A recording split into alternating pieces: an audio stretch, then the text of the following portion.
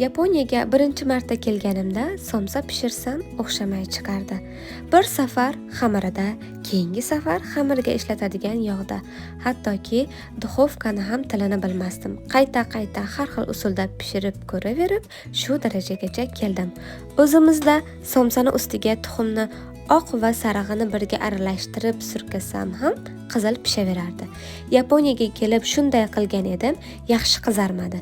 Keyin oqini ajratib, sarig'ini o'zini surtishga o'tdim va shunda yaxshi qizil pishib chiqdi. Xamirni yog'lab o'ragandan keyin ozroq vaqtga muzlatgichga qo'yadigan bo'ldim.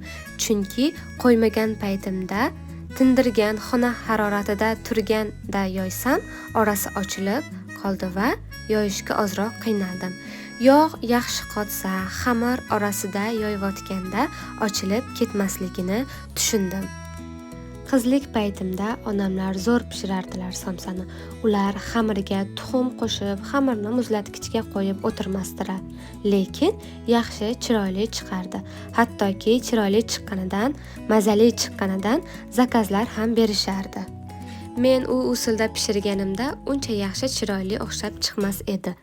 Hamma turli xil usuldan foydalanadi. Kimdir tuxum qo'shadi, kimdir qo'shmaydi. Kimdir soda soladi, kimdir droji. Kimlardir bo'lsa, xamir yoyayotganda ozroq kraxmal sepib yoyishadi ekan. Siz qanaqa usuldan foydalanasiz? Fikringizni bildirib keting. Xullas, men somsa pishirishimda xamiriga tuxum soladigan, xamirni yog'lab, o'rab, xolodilnikka qo'yadigan va tuxumni sarig'ini o'zini ustiga surkab pishiradigan bo'ldim. Somsalarimiz ham chiroyli bo'lib, qizarib, kisir bo'lib pishib chiqdi.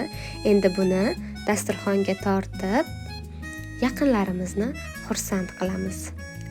Barchangizga vaqtingizni ketkazib tomosha qilganingiz uchun rahmat.